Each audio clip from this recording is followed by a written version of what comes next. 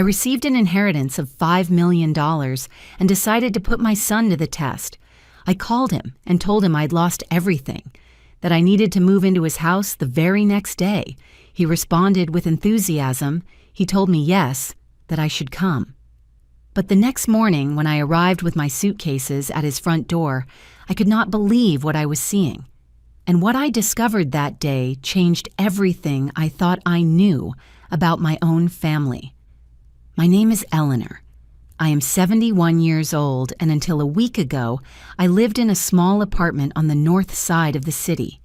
A modest place with walls that held 40 years of memories, yellowing photographs, and the silence of someone who learned to live alone. My husband died 8 years ago. Since then, life became a silent routine. I would wake up, prepare coffee, look out the window, and wait. Wait for what I do not know. Maybe I waited to feel something again. Maybe I waited for someone to knock on the door and remind me that I still mattered, but no one came. The days passed identical, one after another, like blurry copies of a life that once had color. I worked for 35 years in a textile factory. I got up every dawn, took the same bus, did the same job. I do not complain. That gave me a roof, food, and the possibility of raising my son, Michael. I raised him alone after his father left when he was barely 6 years old. I did what I could. We did not have luxuries, but we never lacked anything essential. I taught him to be honest, to work hard, to respect others. Or at least that is what I thought I taught him. Because over the years, when he grew up, when he got married, something changed between us. The calls became shorter, the visits more spaced out. There was always an excuse, work traffic commitments. And I learned not to insist, not to bother to occupy the least possible space in his life. I lived convinced that this was normal, that children grow up, leave, build their own lives, that a mother must learn to let go. But deep down, very deep down, I always wondered if he really cared, if he ever thought of me when he closed his eyes at night, if he remembered the times I went without eating so he could have new shoes, if he valued the sacrifices I made without saying a word. I never claimed anything from him. I never asked for anything in return, because that is how I was raised, to give without expecting, to love without conditions. But unconditional love hurts when it is one-sided. 2 weeks ago, I received a call that changed everything. It was a lawyer.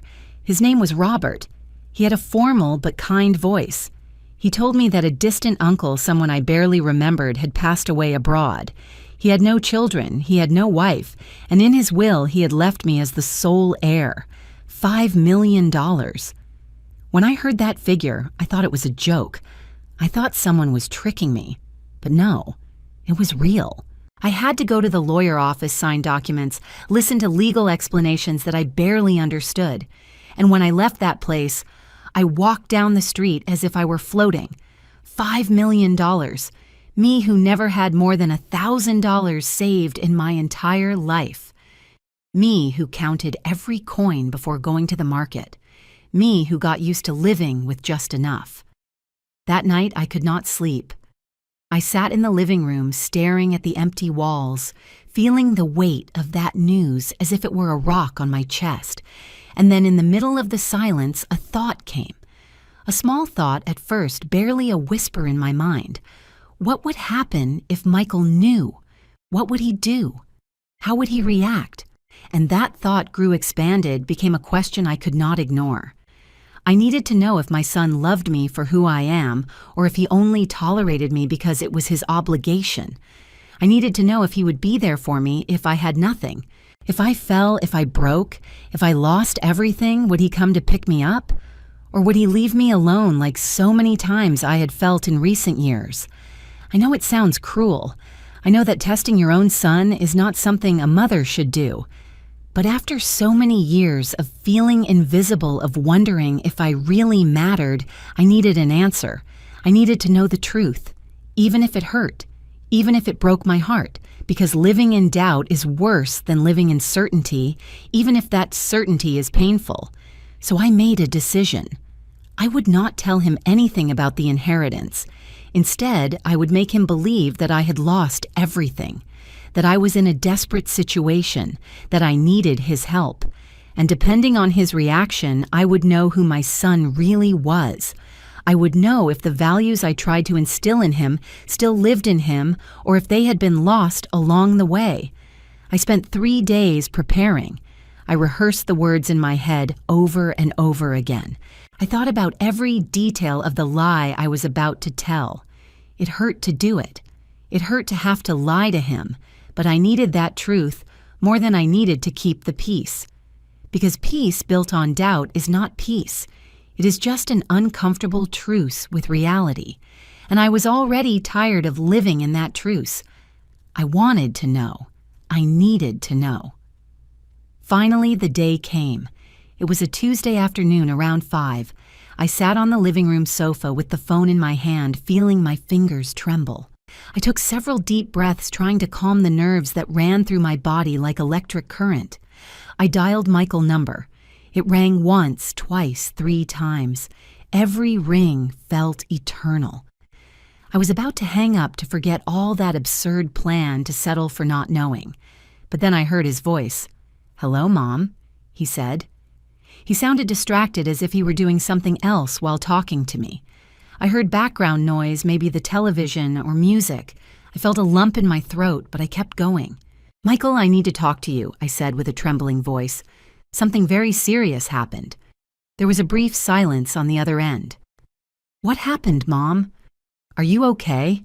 he asked with a tone that tried to sound worried, but still had that air of being half present in the conversation. "I lost everything," I told him. The words came out easier than I expected, as if my mouth had decided to believe its own lie. "I had problems with the bank, with some debts that I could not pay.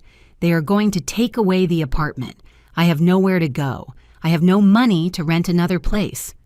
I paused. I let the silence do its work. "I need to stay with you for a while, Michael, just until I can solve it. It will not be much time, I promise you. I just need a place to sleep while I find a way to get ahead." The silence that followed was different, heavier. I could almost hear his thoughts on the other side of the line. I imagined his face, his eyes looking for a way out, an excuse. I waited.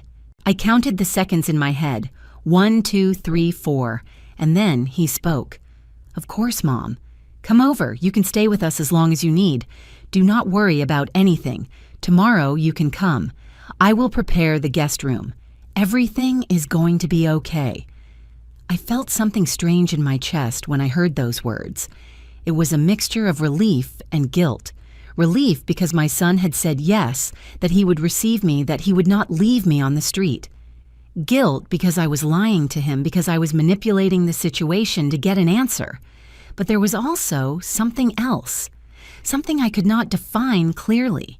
A small alarm in my intuition telling me that his answer had been too fast, too perfect. As if he had been waiting for me to say exactly that. As if he already knew what to say. "Thank you, my love," I replied with a broken voice, letting the tears that threatened to come out give authenticity to my performance. "You do not know how much this means to me. Tomorrow morning I will be there with my things. Do not bring much, Mom." He interrupted me. "Only the essentials.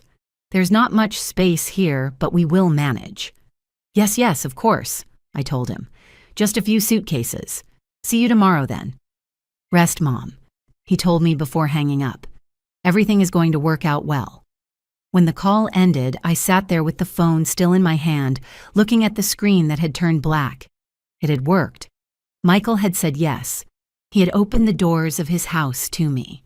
I should feel happy, relieved, proud of having raised a son capable of helping his mother in a difficult moment.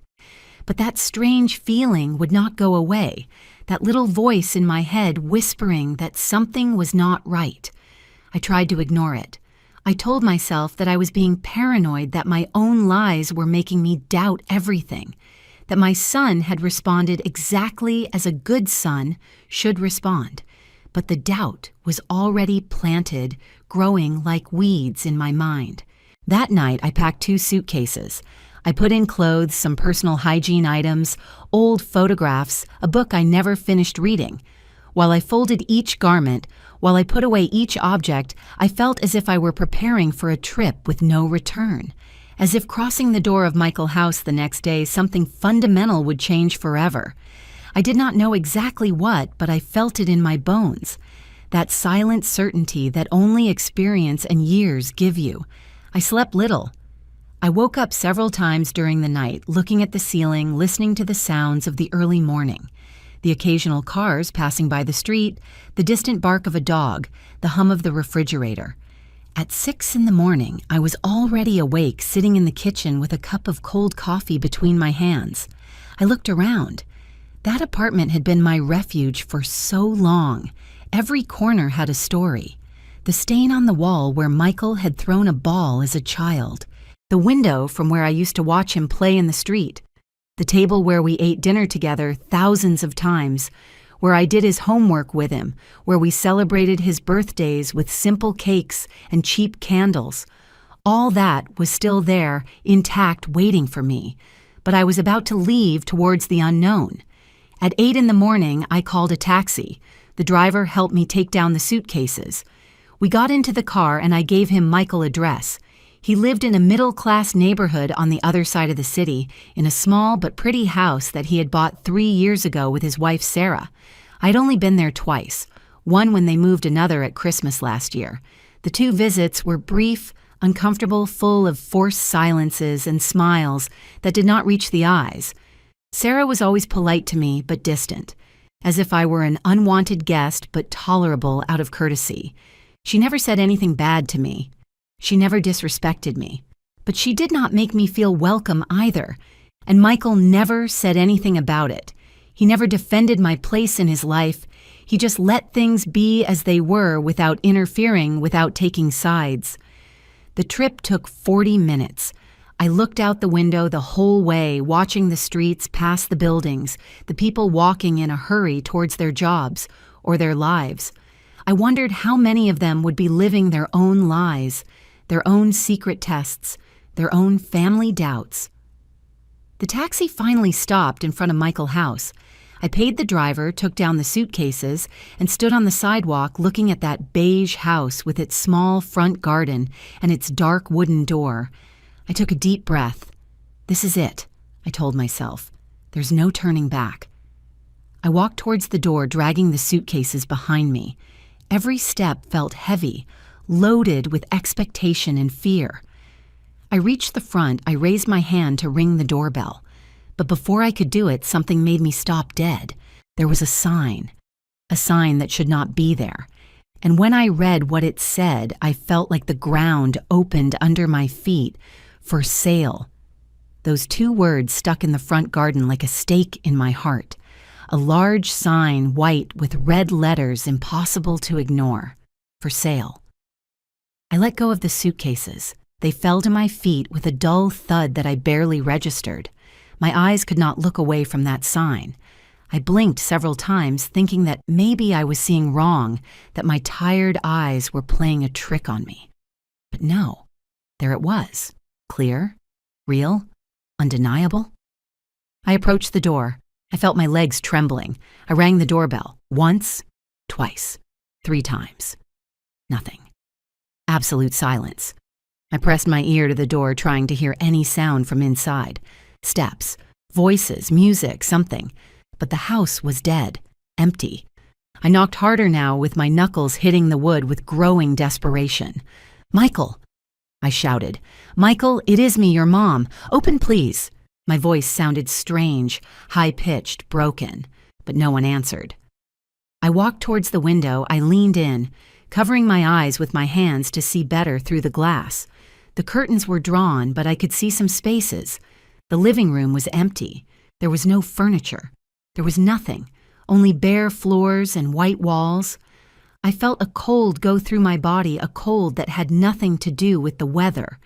It was the cold of understanding, of the horror that begins to take shape when the pieces of a terrible puzzle begin to fit together.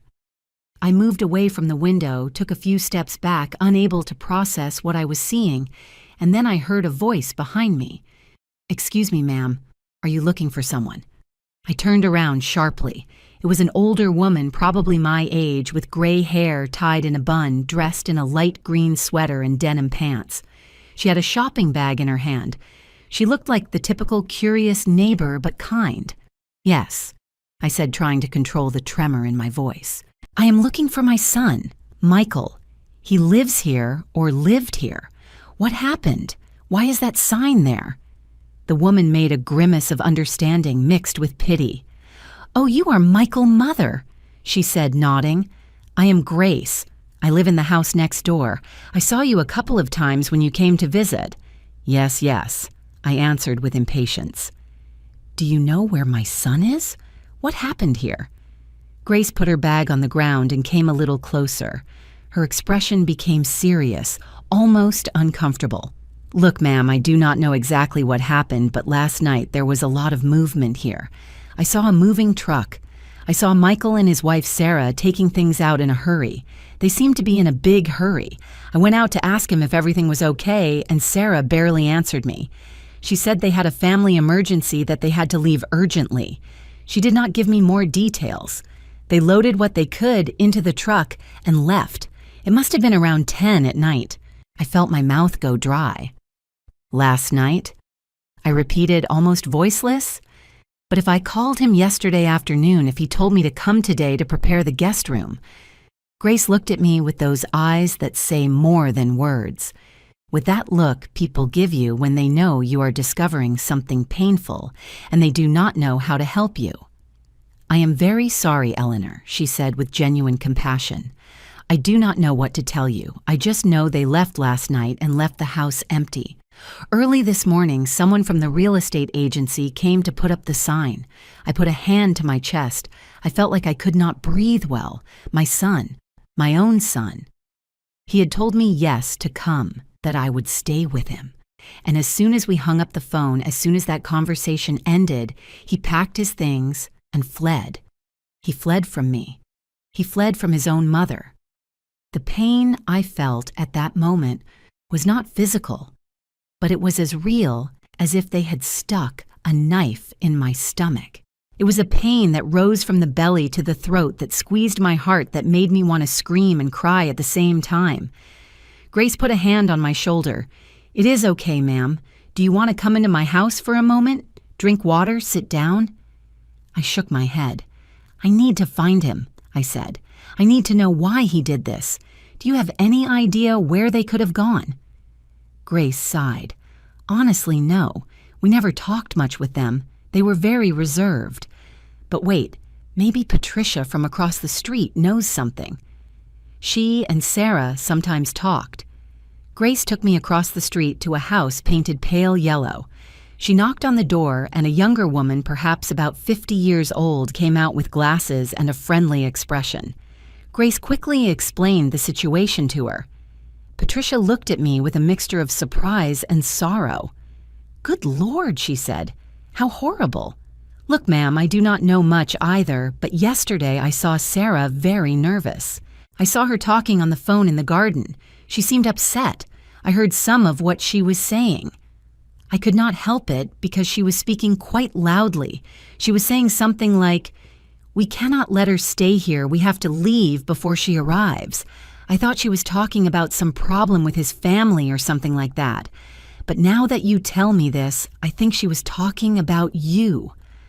Patricia's words fell on me like stones. "We cannot let her stay here. We have to leave before she arrives, before I arrived.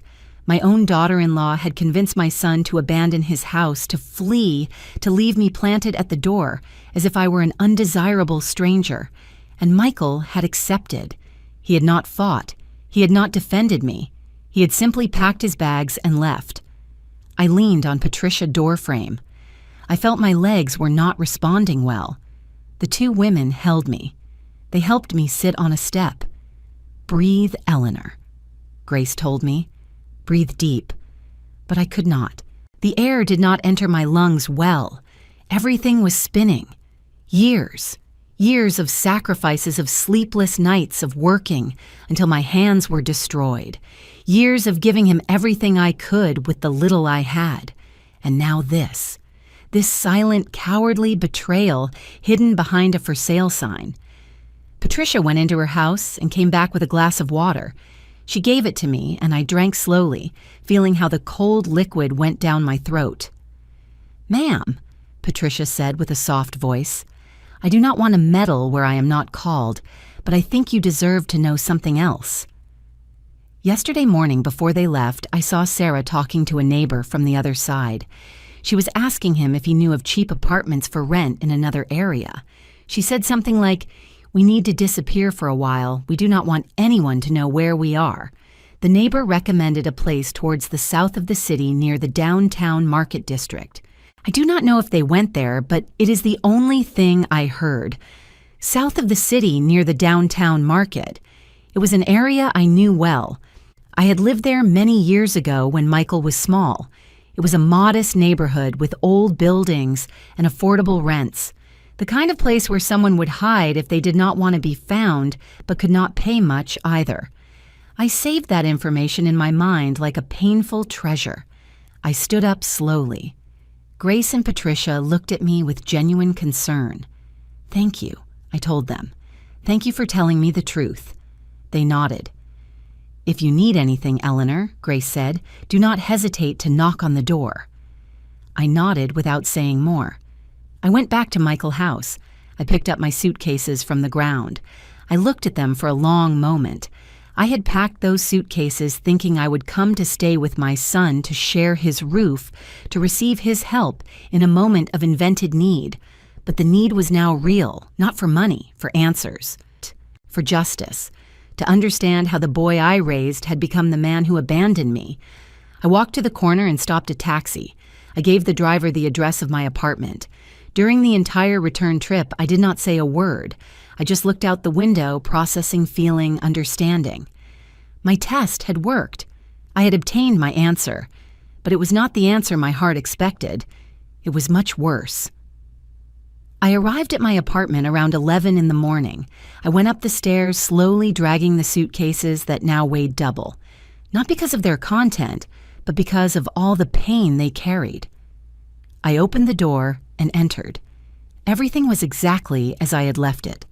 The cup of cold coffee still on the kitchen table, the curtains half open, the dense silence of a place that knows something has changed, even if nothing has moved. I dropped the suitcases in the entrance and walked to the sofa. I sat there, and for the first time since I saw that sign, I let the tears come out. I cried. I cried like I had not cried since my husband's funeral. I cried for the naivety of having believed that my son was different. I cried for the years invested in creating someone who in the end saw me as a burden. I cried for that version of myself that yesterday still had hope. I cried until there were no more tears left, only a hollow emptiness in the chest and a bitter certainty in the mouth. When I finally calmed down, when the crying turned into irregular breaths and swollen eyes, I got up and went to the kitchen. I prepared more coffee. I needed to think clearly. I needed to decide what to do now. Because one thing was clear. This was not going to stay like this. I was not going to allow Michael and Sarah to believe they could treat me this way without consequences. I was not going to let them think that I was so weak, so insignificant, that they could simply flee and forget about me. I sat at the table with the hot coffee between my hands. I thought about what Patricia had told me. South of the city near the downtown market. It was a big area, but not impossible to cover. I knew that neighborhood. I knew where the older apartment buildings were the ones that rented cheapest. If Sarah had asked for economical places, it was because they did not want to spend much. They probably thought it was something temporary that I would eventually give up and stop looking for them. But they did not know me as well as they thought. I finished my coffee and picked up the phone. I dialed Michael's number. It rang several times, but he did not answer. I tried again. Nothing. A third time. Voicemail. "Hi, I am Michael. Leave your message." His voice on the recording sounded happy, carefree. A version of him I no longer recognized. I hung up without leaving a message. Then I wrote him a text message. "Michael, I need to talk to you. It is urgent. Please contact me. Send." I saw the 2 gray checks indicating the message had been delivered. I waited. 5 minutes, 10, 15, nothing. He had not even read it. I lay back on the sofa and closed my eyes. I was tired, physically and emotionally exhausted, but I could not sleep. My mind would not stop spinning, replaying yesterday's conversation over and over again. Of course, Mom. Come over.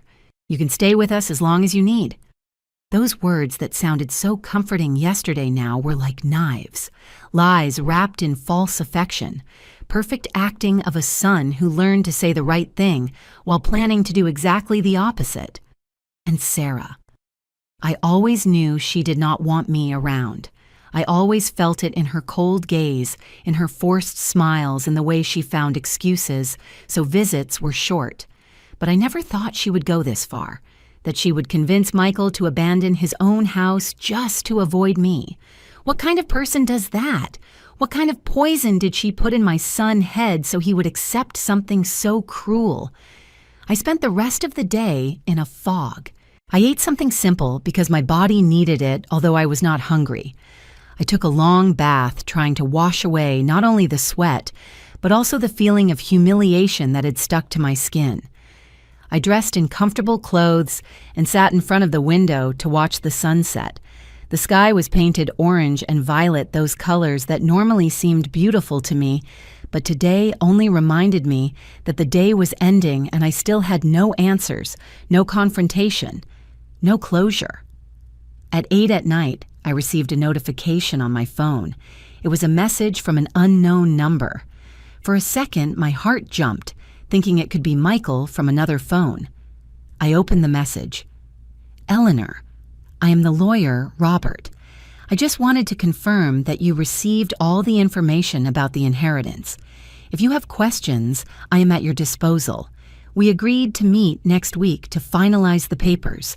Have a good night. The inheritance, $5 million. I had almost forgotten it in the middle of all this emotional chaos. That money that was going to change my life. That money that had given me the idea to test Michael. And now, ironically, that same money had become the answer to a question I never wanted to ask out loud. My son was not there for me when he thought I had nothing. So what would happen when he knew I had $5 million? The answer was so obvious, it almost hurt to think it. I stayed awake late that night, planning, thinking, imagining scenarios. At 2 a.m, I finally made a decision. I was going to find Michael and Sarah. I was going to confront them face to face, but I would not tell them anything about the inheritance yet. First, I wanted to see how they reacted, what excuses they invented, if at least they had the decency to feel shame for what they had done. And then, depending on that conversation, I would decide what to do with the money and with them. The next morning, I got up early. I dressed in practical clothes, dark pants, and a gray blouse. I tied my hair in a ponytail. I saw myself in the mirror. My eyes were still swollen from yesterday crying, but there was something different in my expression, a new hardness, a determination that was not there before. 71 years carrying everything in silence, being the selfless mother who never claimed anything. But that time was over. Today, I was going to claim. Today, I was going to demand answers. I took my purse, some cash, and left the apartment. I took the bus towards the south of the city. The trip was long, almost an hour, crossing avenues full of morning traffic, street vendors. On every corner, people running towards their jobs. I got off near the Central Market just as Patricia had told me. The area was just as I remembered it. Old buildings of 3 or 4 floors peeling paint electric cables, hanging dangerously low, small shops with faded signs. I started walking through the surrounding streets looking for apartment buildings. There were several. Too many. I realized this was going to be harder than I thought. I could not simply knock on every door asking for Michael. I needed to be smarter. I entered a grocery store on the corner. An older lady was attending behind the counter. I bought a bottle of water, and while I paid, I asked with a casual tone, "Excuse me, ma'am, do you know buildings around here that rent apartments? I am looking for my son, who just moved to this area, but I lost the exact address. The woman looked at me with those eyes that have seen everything in life. There are several, my dear, she said. The Santander building is 2 blocks from here. That one always has apartments available. There is also the Los Alamos residential right behind the market, and the San Miguel building on the main avenue. Those are the most common around here. I thanked her and left the store with my mental list of places to check. I started with the Santander building. I went up to the 2nd floor where there was a small sign that said, Administration. I knocked on the door. A middle-aged man with a mustache and a half-button shirt opened. Good morning, I told him. I am looking for information about an apartment that was rented recently. My son and his wife. I think they arrived the day before yesterday. The man looked at me with distrust. I cannot give information about tenants, ma'am. It is privacy policy. I understand. I told him, trying to sound desperate without exaggerating. It is just that I had a family emergency and lost contact with them. I just want to know if they are here. His name is Michael. Hers Sarah. They are young. He is in his 30s. The man shook his head. Doesn't ring a bell. The only ones who rented this week were an older couple and a single student. I am sorry. I went down the stairs feeling defeated but not surrendered. There were still 2 more buildings left. I walked towards the Los Alamos residential. It was a bigger building, 5 floors, with a cream-colored facade stained by humidity and time. The main door was open. There was no security or doorman. I entered directly into the lobby that smelled of humidity and fried food. There was a board with apartment numbers, but no administrative office in sight. I went up floor by floor, listening. On the 3rd floor, I heard voices arguing in one of the apartments. I approached the door trying to distinguish the voices, but they were not familiar. I kept going up. On the 4th floor at the end of the hall, I noticed that one of the doors had a new doormat. The other apartments had old doormats or none at all. That detail caught my attention. I approached slowly, with my heart pounding in my chest. I stood in front of that door, holding my breath, trying to hear something from inside. Silence? Nothing. I knocked softly. Once. Twice. I waited. Nothing. I knocked again, a little harder. Still nothing. I went down frustrated. Maybe it was not that building. Maybe I was obsessing without reason. I went out to the street and walked towards the San Miguel building on the main avenue. It was the farthest of the 3. It took me 15 minutes to get there walking. When I arrived, I saw it was a tidier building than the previous ones, with a glass door at the entrance and an intercom. There was a list of names next to the buttons. I started reading them one by one. Apartment 201, the Johnson family.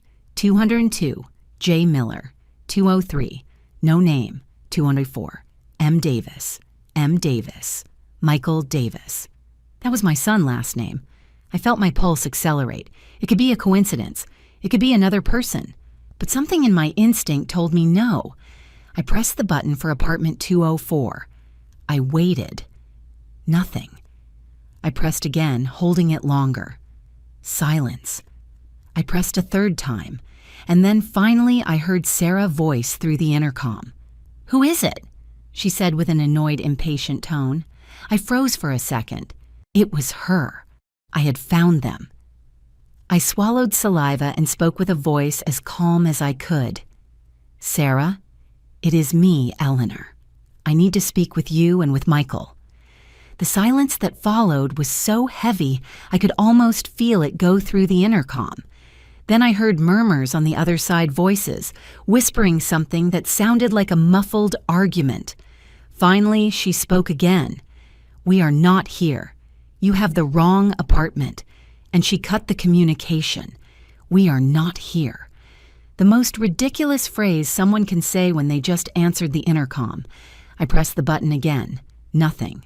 Again. Silence. They were in there, ignoring me, hiding like children who believe that if they close their eyes, no one can see them. I felt the rage rise up my throat like hot lava. I was not going to allow this, not after everything. I waited. I stood at the entrance of the building waiting. I knew eventually someone would enter or leave and I could sneak in. I did not have to wait long. 10 minutes later, a young woman arrived with supermarket bags. She opened the door with her key and I approached quickly. "Excuse me," I said with a kind smile. "I am going to my son's apartment, but he forgot to buzz me in." The woman looked at me, saw my age. She probably thought I was harmless and let me pass. "Thank you, my dear," I told her. I went up the stairs to the second floor. Apartment 204 was at the end of the hall to the right. I walked there with firm, determined steps. I reached the door. I could hear movement on the other side, low voices, steps. I knocked on the door with force. "Michael!" I shouted. "I know you are there. Open the door right now." The movement on the other side stopped. Absolute silence. I knocked again, harder. "I am not leaving until you open up and explain to me what the hell is happening. You can leave me standing here all day if you want, but I will not move." I waited. 30 seconds that felt eternal. And then I heard steps approaching the door. The sound of the lock. The door opened just a few inches. It was Michael. His face appeared in the crack, pale with dark circles under his eyes, with an expression of guilt mixed with fear. "Mom," he said with a low voice. "What are you doing here? What am I doing here?" I repeated, feeling my voice tremble with pure indignation. "What am I doing here, Michael? I came to your house as you told me. I arrived with my suitcases like we agreed, and I found a for sale sign and the house empty. You stood me up. You fled. You fled from your own mother. That is what I am doing here. I came for you to explain why." Michael lowered his gaze. He could not hold my eyes. "Mom, He began to say, but stopped. Sarah appeared behind him. She had her arms crossed and a hard expression on her face. "Eleanor, this is invasion of privacy," she said with a cold tone. "You cannot come to our apartment like this without warning." I laughed. A bitter, dry laugh without humor. Invasion of privacy. Sarah, seriously. "Yesterday, my son told me to come live with them. He told me to prepare my things. And you fled in the middle of the night. Who invaded whose trust here?" Michael finally looked up. "Mom, it was not like that," he said. "It was an emergency. We had to move fast and—" "Do not lie to me," I interrupted him. "The neighbors told me everything. They heard Sarah say you had to leave before I arrived. It was not an emergency, Michael. It was an escape. A cowardly escape because you did not want to take care of me when you thought I had nothing." Sarah took a step forward. "Look, ma'am," she said with a controlled voice but cold as ice. "The truth is, we cannot support you. We barely make ends meet for ourselves. Michael does not have a stable job. I earn minimum wage. We do not have space or resources for another person. He wanted to tell you yes because he felt sorry for you, but I made him see reality. We cannot, period." Her words were like slaps, every phrase calculated to hurt. But what hurt me the most was seeing Michael standing there without defending anything, without saying anything, just timidly nodding to everything his wife said. "So why did you not tell me the truth?" I asked my son directly, ignoring Sarah. "Why did you not have the courage to tell me you could not help me? Why lie? Why make me believe yes and then flee like a thief in the night?" Michael opened his mouth, but Sarah spoke first. "Because you do not understand, ma'am. You have always been like this, dramatic, manipulative, always playing the victim. Michael told me how it was when he was a child, always reminding him everything you sacrificed for him, making him feel guilty for existing. And now you come with this story that you lost everything. How do we know it is true? How do we know it is not another one of your manipulations to force Michael to take care of you forever?" I felt my breath cut off. Manipulative, dramatic, making him feel guilty for existing. Those words coming out of Sarah's mouth, but clearly planted there by private conversations with my son. Conversations where Michael had reinterpreted his entire childhood, where he had turned my sacrifices into burdens, my love into manipulation. I looked at Michael looking for some sign that he did not believe that Sarah was exaggerating, but he stayed there quiet with his head down without contradicting anything. "It is true, Michael," I asked with a broken voice. "Is that how you see everything I did for you? As manipulation? As drama?" He finally looked at me. His eyes were red shiny, but not from tears of sadness, but from discomfort. "Mom, it is not that." He started. Sarah interrupted him again. "Look, ma'am, enough. We need you to leave. We have nothing more to talk about. If you really lost everything, go to social services, ask the government for help, but do not involve us in your problems." In that moment, something broke inside me. It was not dramatic or noisy. It was silent, like when a glass breaks under water. A clean, definitive, irreversible break. I looked at Sarah, then at Michael, then at Sarah again. And then I spoke with a calm I did not even know I had. "Okay," I said. "I understand perfectly. I am not going to bother you anymore. But I want Michael to tell me. I want to hear it from his mouth. I want him to look me in the eyes and tell me he cannot help me, that he does not want to help me, that he prefers to leave me alone on the street. I want to hear him say that." Sarah was going to speak, but Michael raised a hand, stopping her. He looked at me.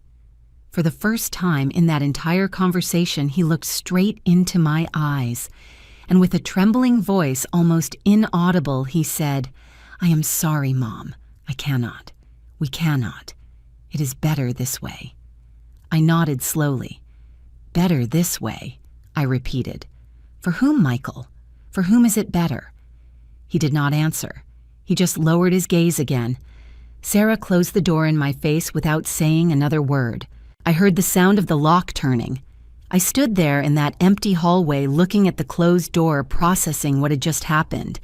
I walked away from that door slowly, as if I were walking in the middle of a nightmare from which I could not wake up. I went down the stairs, holding onto the railing because I felt my legs weak, trembling. I went out of the building into the midday light. The sun was high, bright, indifferent to my pain. People passed around me, busy in their own lives with no idea that I had just lost something fundamental. I had not lost my son in that moment. I had lost him a long time ago. Only now I finally knew. I walked aimlessly for several minutes. My feet took me to a small square nearby near the market. I sat on a concrete bench under the shade of an old tree. There were children playing in the distance, mothers watching them, street vendors offering fruits and sodas. Life continued as always. The world did not stop because my heart was shattered.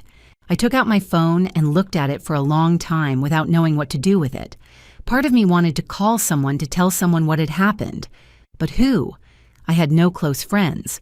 My coworkers had drifted away after my retirement. My family was small and scattered. I was alone. Completely alone. And that loneliness now had a different weight. Before it was circumstantial loneliness. Now it was loneliness of abandonment, of rejection, of being considered a burden by the only person who should have valued me unconditionally. I thought about Sarah, about her poisonous words, dramatic, manipulative, making him feel guilty for existing.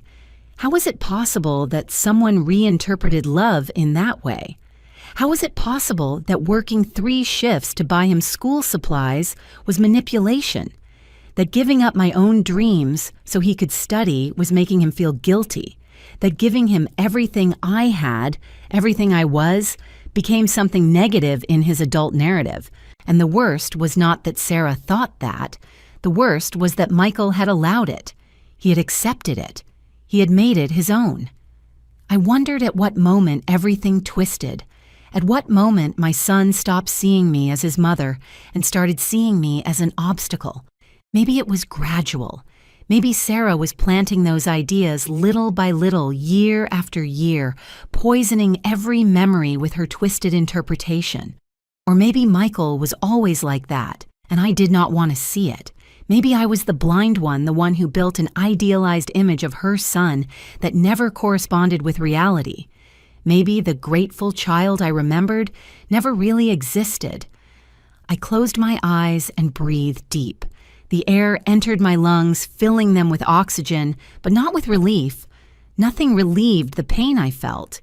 It was a different pain than the one I felt when my husband died. That was a pain of natural loss of a completed cycle of love that ended due to inevitable circumstances. This was a pain of betrayal, of unrequited love, of emotional investment that never bore fruit, of realizing too late that you sacrificed your life for someone who does not value it. I opened my eyes and looked at the phone again. I had a message. It was from the lawyer, Robert. "Eleanor, good morning. Confirming our appointment for Monday at 10 in the morning to sign the final inheritance documents. Please confirm your attendance.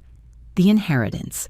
$5 million. The money that had triggered all this painful test. The money that now had a completely different meaning. I breathed deep and started thinking clearly for the first time since I left that apartment. Michael and Sarah knew nothing about the money. They had rejected me, believing I was poor, that I was a burden, that I had nothing to offer them. Their decision had been based on that premise. Now I had to decide what to do with that information. I could call Michael right now, tell him about the inheritance, see how he reacted. I imagined the scene. His surprise, his instant regret, Sarah changing her attitude completely, the two of them begging for forgiveness, inventing excuses, trying to regain my favor now that there was money involved. The idea gave me nausea. I did not want that. I did not want a bought love.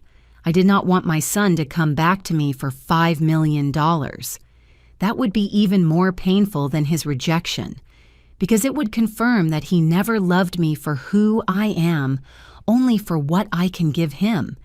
And if he came back now after rejecting me, it would only be for interest. There would be no redemption there.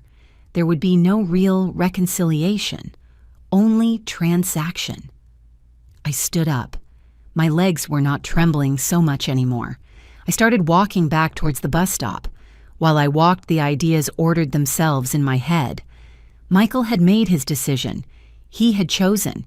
He chose Sarah over me. He chose comfort over responsibility. He chose selfishness over filial love. That choice hurt, but at least it was clear. Now it was my turn to choose, and my choice was not going to be driven by revenge nor by pain. It was going to be driven by dignity. I reached the stop and waited for the bus. When I got on, I looked for a seat by the window. During the entire trip back home, I was thinking, processing, planning. By the time I reached my apartment, I had already made several decisions. The first, I would not tell Michael anything about the inheritance. At least not yet. Not until I decided exactly what to do with that money and with our relationship. The second, I needed time to heal, to process this pain without pressures or rushed decisions. The third, and maybe the most important, I needed to redefine who I was without Michael at the center of my life. I entered my apartment, and for the first time in days, I really looked at it. That small place with its old walls and worn furniture. That place that had been my refuge for so long. Now I could buy something better. I could buy a big house in a good neighborhood. I could travel. I could do all those things I could never do, because I was always saving, always thinking about the future, always sacrificing myself. And for whom? For a son who considered me a manipulator. For a son who fled from me in the middle of the night. I poured myself a glass of water and sat at the kitchen table. I took out an old notebook I had stored in a drawer. Writing had always helped me think. I started making a list. Things I want to do with my life. The first line took me several minutes to write because it implied admitting something difficult. Learn to live for myself. Not for Michael, not for anyone else. For me. I kept writing. Find a therapist. Yes, I needed to talk to someone professional about all this. I needed to process the pain in a healthy way. Travel to places I always wanted to know. Resume hobbies I abandoned. Make new friends. Help other people. Maybe volunteering at some shelter or community center. Use the money to do something good in the world. Something that gave me purpose beyond being a mother. While I wrote, I felt something strange. It was not happiness. I was still far from that. but it was something similar to liberation. As if by writing those words, I was finally allowing myself to exist outside the role of selfless mother. As if after 71 years I was discovering that I could be more than that I should be more than that. That night I slept better than expected. Not well, but better. I dreamed confusing things. Fragments of memories mixed with invented scenes. Michael as a child playing in the park, Sarah closing the door in my face, my husband smiling at me from somewhere far away, the lawyer Robert handing me a giant check. Everything mixed in that nonsense logic of dreams. I woke up early the next day. It was Saturday. I made coffee.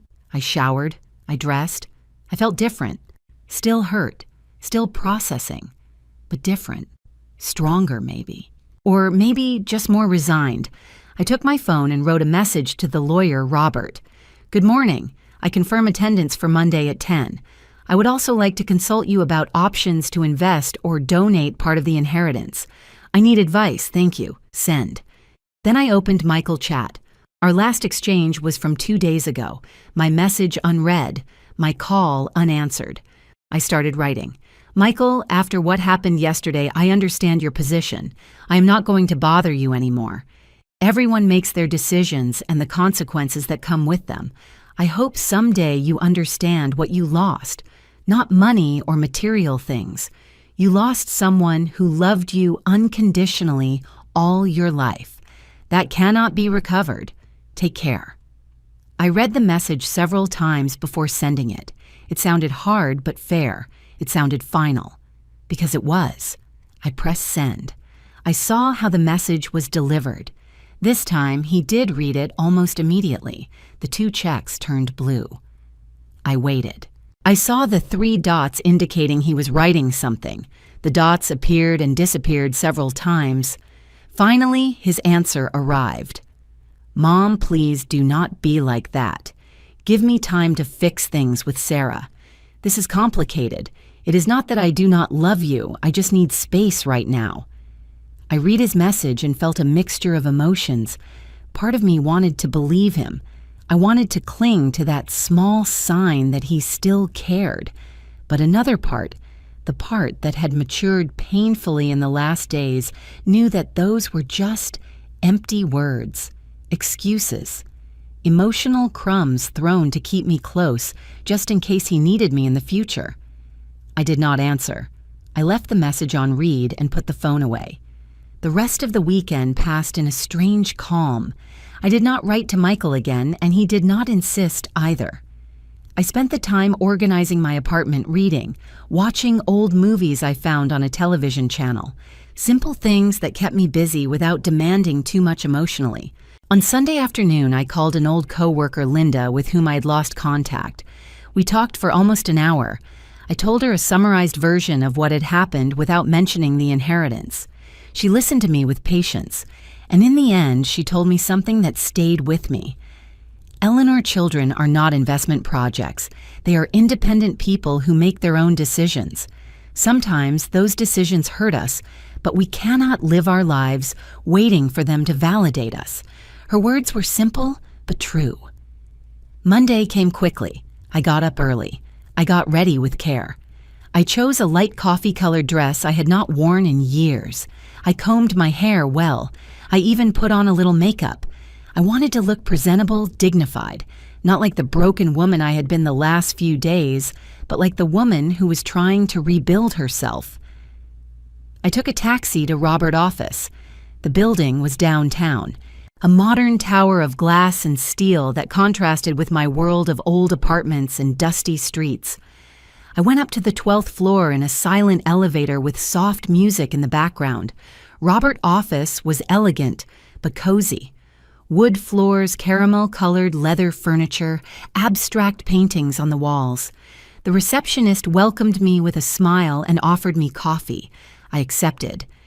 Minutes later, Robert came out to greet me. He was a man of about 50. Gray hair, perfectly combed, impeccable dark suit. Kind but professional expression. "Eleanor, what a pleasure to see you," he said, shaking my hand. "Come in, please." I followed him to his private office. He sat behind a large dark wood desk, and I settled into a chair in front of him. He started taking documents out of a folder. "I have everything ready for you to sign," he explained. "There are several forms, but I will explain each one. Basically, you are confirming that you accept the inheritance and that you understand the tax implications. There are also documents from the bank where the money will be deposited. Once we sign everything, the process takes about a week and the money will be available in your account." I nodded and started signing where he indicated. My name over and over again, Eleanor Martinez. Every signature felt surreal, as if I were signing the entrance to a completely different life. When we finished with the main documents, Robert closed the folder and looked at me. "You mentioned in your message that you wanted advice on investments or donations," he said. "I would like to help you with that. Tell me what you have in mind." I took a deep breath. "The truth is, I have been thinking a lot these days." I started. "I am 71 years old. I lived my whole life with just enough working hard sacrificing for my son, and now I receive this amount of money that I cannot even imagine completely. I want to use part of that money to live better. Yes, to travel, to have a more comfortable place, to not worry about bills. But I also want that money to mean something. I want to help other people, especially older women who are alone, who were abandoned by their families, who have no resources." Robert nodded, taking notes. "That is a noble idea, Eleanor," he said. "There are several ways to structure this. We could establish a donation fund, create a small foundation, or simply make direct donations to existing organizations that work with that population. Each option has different legal and tax implications. I would like you to give me a few days to prepare a detailed plan with options, and we can meet again to discuss it." "Perfect," I told him. "There is something else." I paused, doubting if I should tell him, but I needed to say it out loud. "My son does not know about this inheritance. I had problems with him recently. He rejected me when he thought I had nothing, and now I do not know if I should ever tell him. I do not know how to handle that situation." Robert looked at me with an expression that mixed professionalism with genuine empathy. "Eleanor, legally, you have no obligation to inform anyone about this inheritance. The money is completely yours to do with it what you consider appropriate. That said, and I speak now not as your lawyer, but as someone who has seen many complicated family situations, my advice would be to take your time. Do not make rushed decisions about your son while emotions are fresh. Give it time. Use these next few months to focus on yourself, on healing, on discovering what you really want. Decisions about your son can wait." His words made sense. I nodded slowly. "You are right," I said. "I need to focus on me first." Robert smiled. "Exactly. And when you are ready, if you decide you want to share some of this with your son or not, it will be a decision you make from a place of clarity and not from pain." We said goodbye with a handshake. He told me he would contact me in a few days with the investment and donation plan. I left that office feeling strangely empowered. I went down in the elevator and went out to the street. Downtown was full of life. Office workers on their lunch hour, street vendors, tourists taking photos. I stood on the sidewalk for a moment, simply observing. And then I made an impulsive decision. Instead of taking a taxi back home, I started walking. I entered a bookstore I saw on the corner. I had not bought a new book in years. I always got them used or at the library. I walked through the aisles, touching the spines of the books, reading titles. Finally, I chose 3. One about travel in Europe, another about meditation and emotional healing, and one of contemporary poetry. At the register, when the cashier gave me the total, I took out my card without thinking twice. $75. Before that would have been a fortune for me. Now it was insignificant. But the act of buying it, of not having to count every coin, felt like a small act of freedom. I left the bookstore with my bag of books and kept walking. I passed in front of an elegant restaurant with tables on the terrace. I stopped. I looked at the menu displayed at the entrance. Dishes that cost what I used to spend on food for a whole week. I went in. The waiter welcomed me with courtesy and took me to a table by the window. I ordered a seafood pasta dish and a glass of white wine. While I waited for my food, I looked around. Couples talking, groups of friends, laughing, people alone like me, but all seeming comfortable in their own company. When my food arrived, it was delicious. Every bite was a small celebration, not of the inheritance itself, but of finally allowing myself to enjoy something, without guilt, without thinking if I should be saving that money for something else or for someone else. I ate slowly, savoring. I drank the wine, feeling how it relaxed my tense shoulders. And when I finished and paid the bill, $120 with tip included, I felt good. Not happy yet, but good. I walked a little more before finally taking a taxi home. When I arrived at my apartment, it was almost 4 in the afternoon. I checked my phone. I had 2 messages. One was from Linda asking how I was. The other was from Michael. My heart gave a little jump when I saw his name. I opened the message. "Mom, I need to talk to you. It is important. Can we meet?" I looked at that message for a long time. Part of me wanted to answer immediately. I wanted to know what was so important. I wanted to believe that maybe he had reconsidered. But the other part, the part that was learning to protect itself, knew I was not ready yet. I put the phone away without answering. I made myself a tea and sat on the sofa with one of my new books, the one on meditation and emotional healing. I started reading. The first chapter talked about grief. Not only grief for death, but grief for losses of all kinds. Loss of relationships, loss of the version of someone you thought you knew, loss of expectations. Every word resonated in me as if the author were speaking directly to me. That night before sleeping, I checked Michael's message again. I still had not answered. I decided I would give him an answer, but not yet. Not when he wanted, but when I was ready. For the first time in my life as a mother, I was going to put my emotional needs first. I was going to decide the terms of our relationship if there was still going to be one. And that felt terrifying, but also necessary. I went to bed thinking about all the things I could do with my new life, places I could visit, people I could help, versions of myself I could discover, 71 years old and barely starting to live for me. How ironic, how sad, how liberating, all at the same time. 3 days passed without me answering Michael's message. 3 days in which he wrote 2 more times. The first message said, "Mom, please answer. I really need to talk to you." The second more desperate. "Mom, do not ignore me like this. Something happened. I need to see you." Every message made my heart squeeze a little. But I kept my decision. I was not ready. And more importantly, I needed him to understand that I was not at his disposal every time he decided he needed me.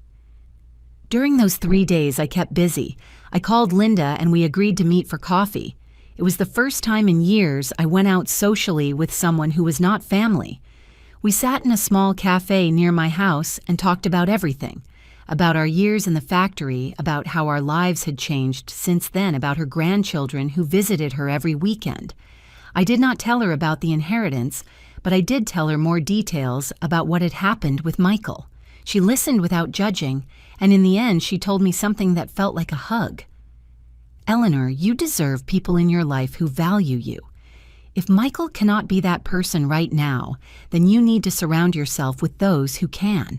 You are not alone, even if sometimes you feel that way." I also spoke on the phone with the lawyer Robert. He presented me with several options to structure the donations I wanted to make. The one I liked the most was creating a permanent fund that gave scholarships and financial aid to women over 60 in vulnerable situations. I decided to allocate $1 million for that fund. The rest I would divide among safe investments for my future, a new house travels, and a reserve for emergencies. Robert would take care of all the legal paperwork. I would sign the final papers next week. On Thursday afternoon, 4 days after Michael's last message, I finally decided to answer him, but not in the way he expected. Instead of accepting to see him immediately, I wrote Michael.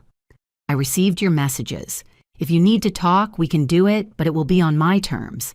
Sunday at 3 in the afternoon at Central Park at the main fountain.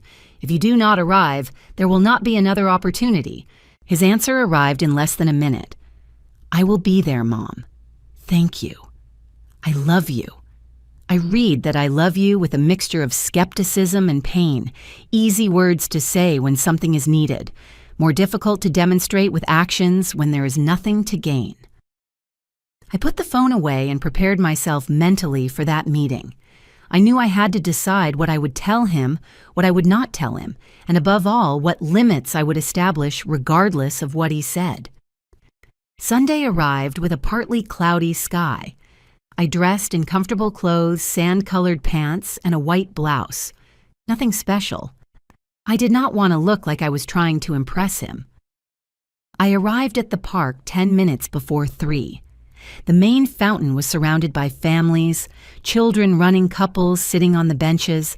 I found a place with some privacy and sat to wait. Michael arrived on time. I saw him approaching from afar. He walked with quick steps, nervous. He wore jeans and a wrinkled shirt as if he had dressed in a hurry. When he reached where I was, he stopped a meter away. "Mom," he said. "Thank you for agreeing to see me." I nodded without saying anything.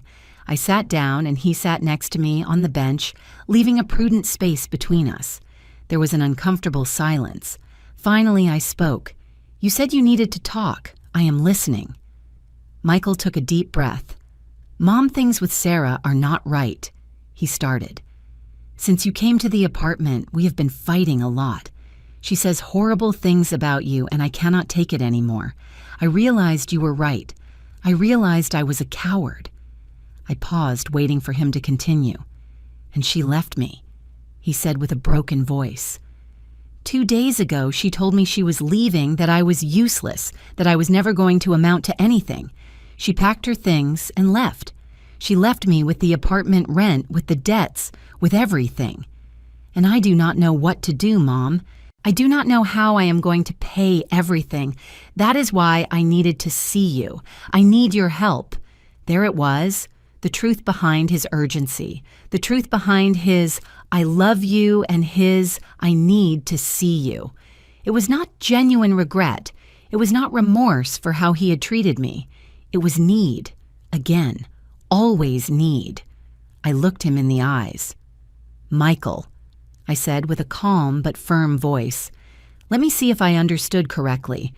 When you thought I had nothing, when supposedly I had lost everything and needed a place to stay, you and Sarah fled. You left me standing at the door with my suitcases. Sarah told me I was manipulative, dramatic, a burden. And you said nothing. You did not defend me. You did not set limits. You simply accepted everything she said and closed the door in my face." He lowered his gaze. "I know, Mom, I know. I made a terrible mistake." I continued. "And now that Sarah left you, now that you find yourself alone with economic problems, now you do remember me. Now you do need your mom. Not because you love me, not because you really regret it, but because I am useful to you, because you need something from me." He looked up with tears in his eyes. "No, Mom, it is not like that," he protested. "I really regret it. I really realize the mistake I made. I need you, yes, but not just for money.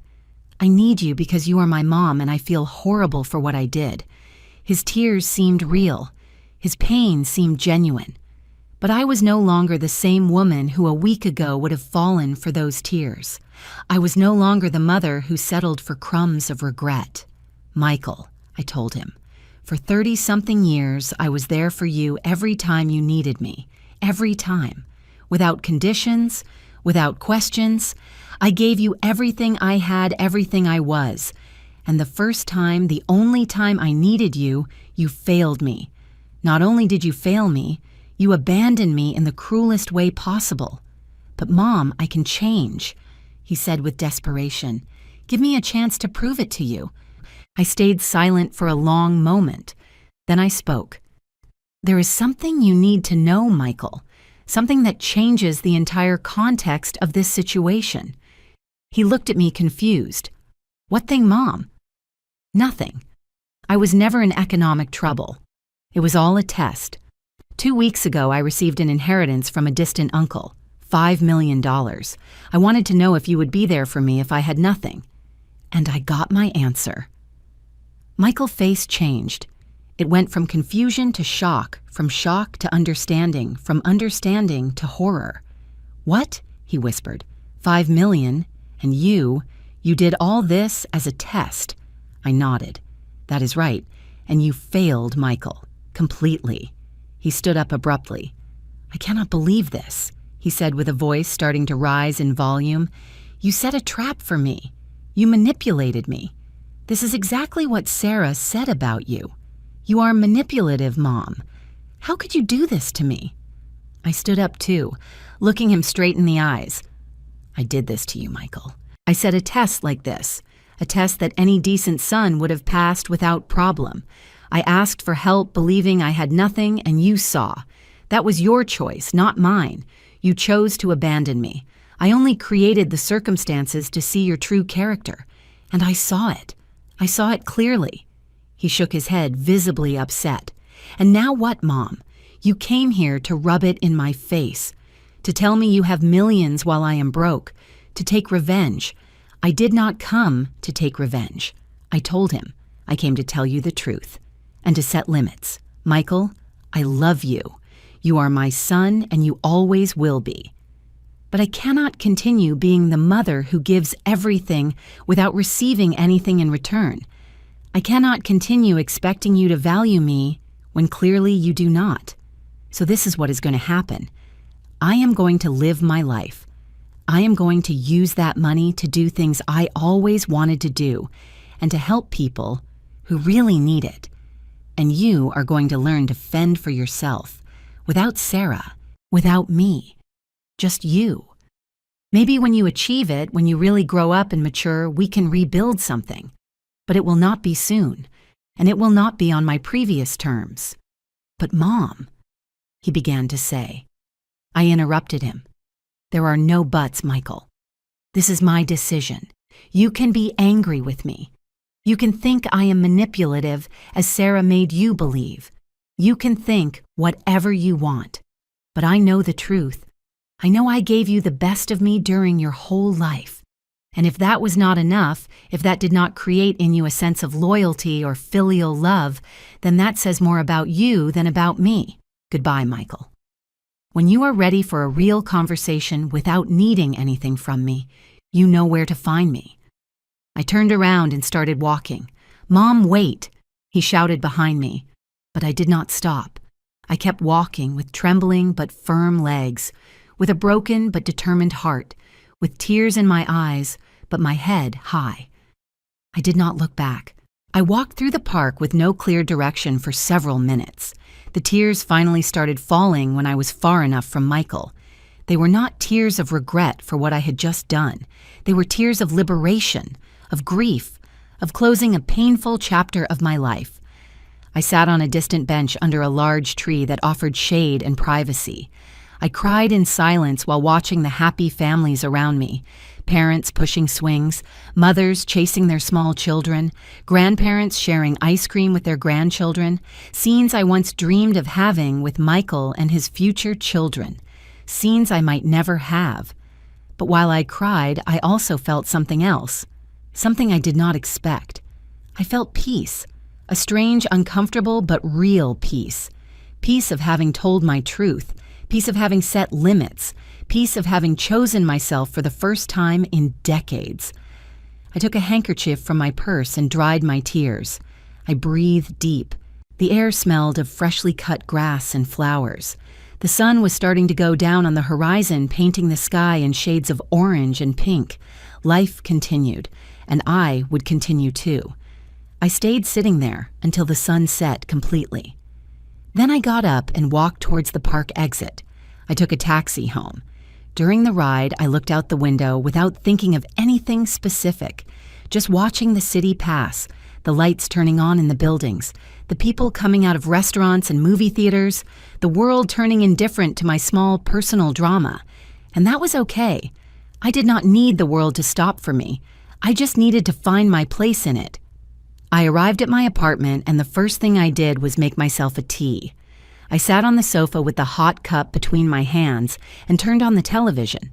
I put on a nature documentary channel, images of mountains, oceans, forests, places I would someday visit, places I could now visit.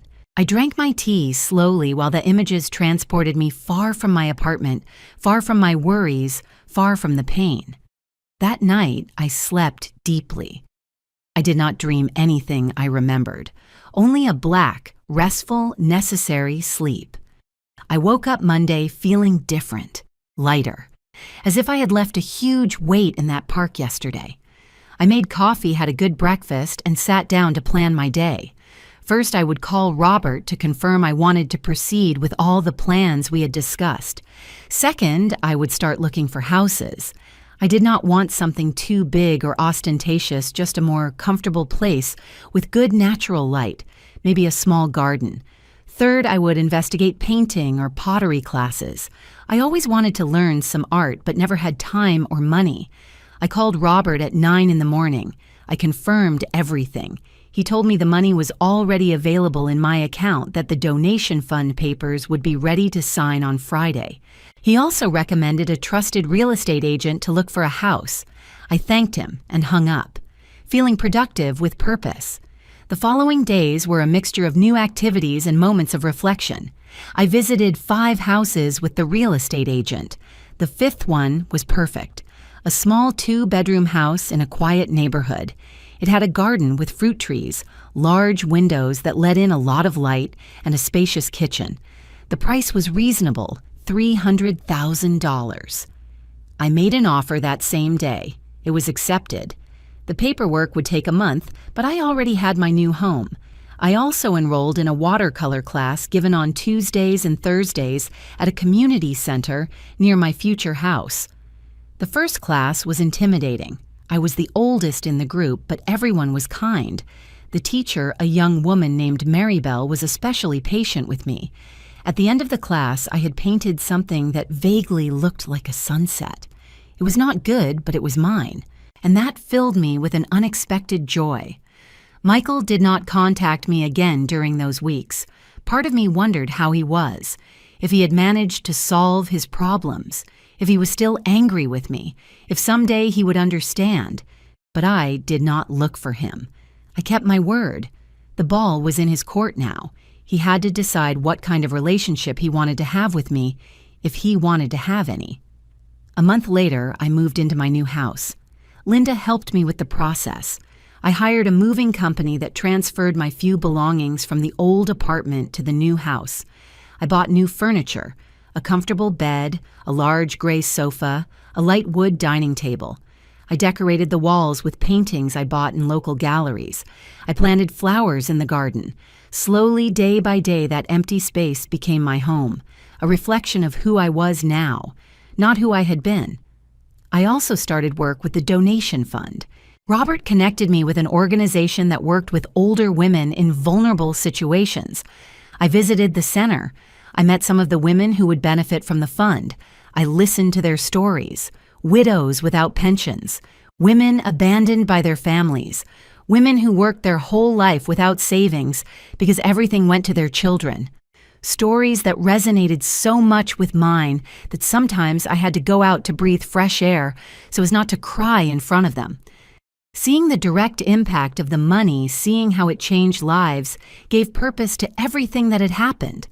The inheritance was no longer just money. It was a tool of transformation.